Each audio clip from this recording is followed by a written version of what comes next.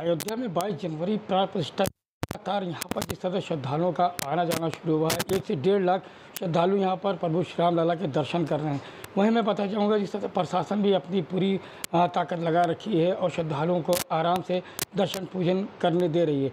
वहीं जिस तरह से लोकसभा चुनाव की बात की जाए, चुनाव की घोषणा भी हो चुकी है और अयोध्या में 20 मई को 5वें चरण में चुनाव मतदान की डेट रखी गई है। और एक तरफ हैं सांसद लल्लू सिंह जी बीजेपी से, जिनको तीसरी बार टिकट दिया गया। 2 बार सांसद रहे, तीसरी बार टिकट दिया गया। वहीं दूसरी ओर 9 बार कैबिनेट मंत्री रहे अवधेश प्रसाद जी, जो कि 9 बार विधायक रहे। इसके बाद 6 बार कैबिनेट मंत्री रहे समाजवादी पार्टी से। इंडिया गठबंधन से अयोध्या लोकसभा के लिए समाजवादी तरफ से उनको टिकट दिया गया। और आज हमारे साथ शिवालय परिवार से जुड़े हमारे महाराज जी, महंत गणेश राय जी, आपका महाराज जी बहुत बहुत स्वागत। जिस तरह से लोकसभा चुनाव है और सरगर्मियाँ बढ़ी हैं और अयोध्या की सीट को हमेशा यहाँ पर एक सेंसिटिव सीट मानी जाती है और अब की बार जो लड़ाई मानी जा रही है, एक तरफ दोनों अनुभवी नेता हैं, एक तरफ लल्लू सिंह है, दूसरी तरफ अवधेश जी हैं और दोनों को ज़मीनी नेता कहा जाता है जो हमेशा जनता से जुड़े रहते हैं। क्या लगता है इस बार जो चुनाव है, जो लड़ाई अयोध्या की है, वो किस तरह की देखने को मिलेगी? सबसे पहले मैं आपके चैनल के माध्यम से समस्त देशवासियों को बहुत बहुत साधुवाद दूंगा। देखिए, लोकसभा चुनाव नज़दीक है, जनता उसी की तरफ जाएगी जिसने विकास किया है।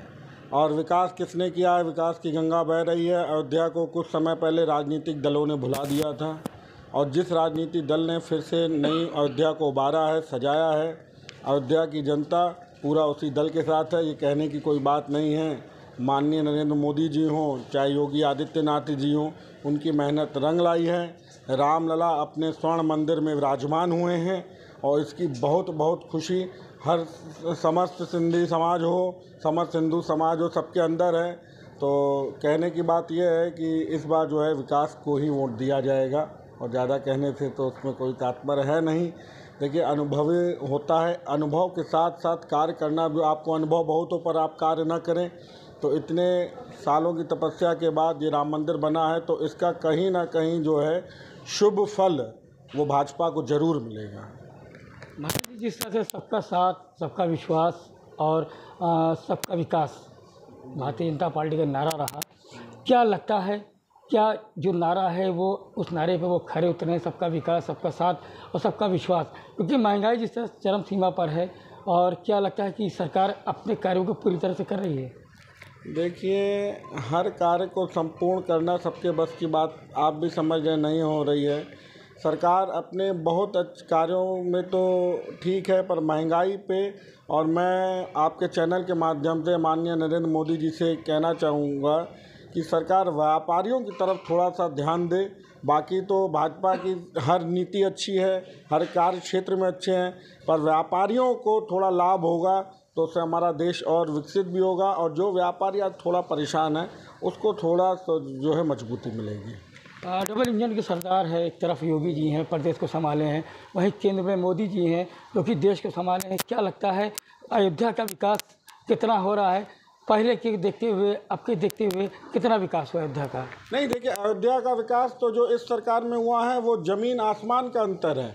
अयोध्या को कोई पूछता नहीं था, आज अयोध्या को देखिए विश्व पटल पे जो है उसको देखा जा रहा है। चाहे पर्यटन का क्षेत्र हो, चाहे जिस क्षेत्र में आप देखिए कि अयोध्या एक नई ऊंचाइयों को छू रहा है और ये माननीय मोदी जी और योगी जी की डबल इंजन की सरकार की देन है, इसमें कोई दो राय नहीं है। उन्हीं के संकल्पों से आज ये परिपूर्ण हुआ है जिसका सौभाग्य हम सब लोगों को प्राप्त हुआ है।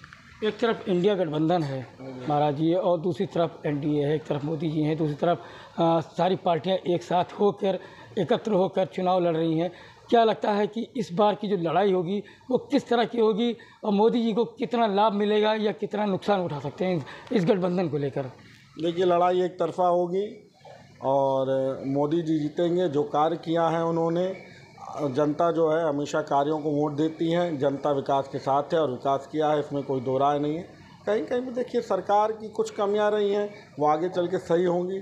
बाकी जो माहौल बता रहा है, जो लोगों की आस्थाएं बता रही हैं, तो उस हिसाब से तो यही लग रहा है कि योगी मोदी जी फिर आने वाले हैं। 2014, 2019, अब 2024 देश कितना विकास की ओर बढ़ा है, क्योंकि जिस तरह से जनता का कहना है कि महंगाई की मार से जनता झेल रही है। तो जो सिलेंडर 600 का था आज वो 1100-1200 में हो चुका है। पेट्रोल के दाम 100 रुपये लीटर पहुंच चुके हैं। तो कहीं ना कहीं जनता भी इस चीज़ को लेकर त्रस्त है। तो क्या लगता है, मैं एक सवाल आपसे सबसे बड़ा करना चाहूँगा।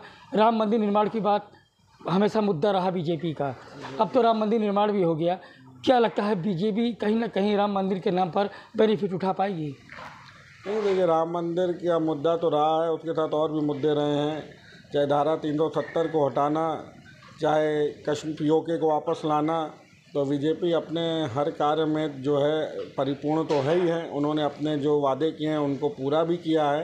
हाँ, महंगाई की जो बात है तो मैं माननीय मोदी जी और योगी जी से, आपकी तरफ से और समस्त देशवासियों की तरफ से ये विचार प्रस्तुत करूँगा कि इस पे थोड़ा वो अंकुश लगाएं महंगाई पे, तो जनता जनार्दन को, जिससे उसका लाभ प्राप्त हो। इधर हमारे साथ शिवालय मंदिर से महंत गणेश राय जी, इन्होंने कहा कि इस बार देखिए जिस तरह की मतलब सभी पार्टियां हैं या चाहे जनता हो, हर आदमी विकास और रोज़गार चाहता है। तो महाराज जी का भी कहना कहीं ना कहीं जो सरकार की कमियां हैं वो सरकार को धीरे धीरे करके दूर करनी चाहिए, क्योंकि तीसरी बार सरकार की लड़ाई है। 2014, फिर 2019, अब 2024। अब देखते हैं जो 2024 के चुनाव के लेकर कितनी सरगर्मियां बढ़ती हैं, क्योंकि चुनाव की घोषणा हो चुकी है और अयोध्या को बिल्कुल संवेदनशील माना जाता है। यहाँ पर सेंसिटिव सीट है, एक तरफ अवधेश है तो दूसरी तरफ लल्लू सिंह जी हैं। अब देखना है कि दोनों की लड़ाई में किसकी जीत होती है, जनता किसकी ओर रुख करती है। अयोध्या से परवाह साक्षी के लिए तुफाइल अहमद। अगर आप भी लेना चाहते हैं देश दुनिया की तमाम जानकारी तो आज ही सब्सक्राइब करें हमारे चैनल को। साथ ही नीचे दिए बेल आइकन को जरूर दबाएं ताकि हर अपडेट आप तक पहुंच सके।